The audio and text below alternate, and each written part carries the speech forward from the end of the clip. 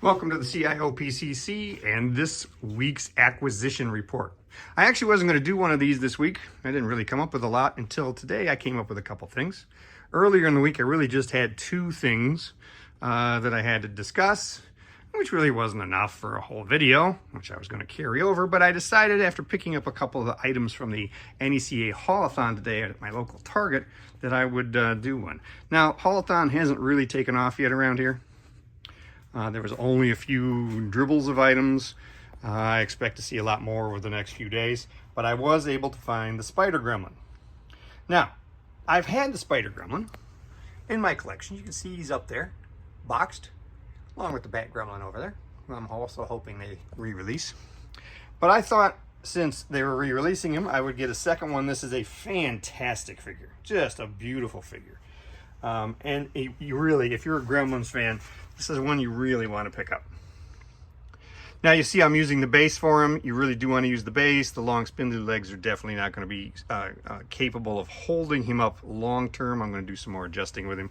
I just put him up there a little while ago, so I've got to do some more adjusting of the figure. But it's a beautiful paint job, fantastic sculpting, just a really great figure.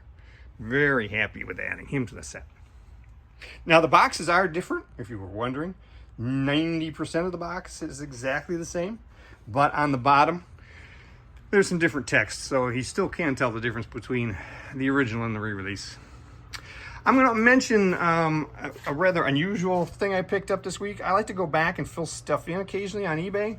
I realized I had only 4 of these 6 Goofy Wendys Happy Meal Jetsons toys when I was doing my cataloging. And you know, as the ADHD in me, or the OCD in me, I really do hate only having 4 of 6. So I went back out on eBay and picked up the other 2 at a song, and those came this week.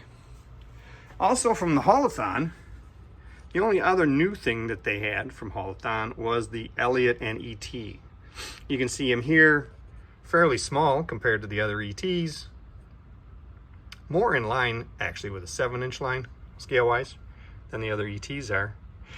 You have little plastic clips I've put on the bottom of the wheels to hold it up, but he also comes with a backdrop that you can use some small clips that attach to it and hold him up in the air like he's going past the moon.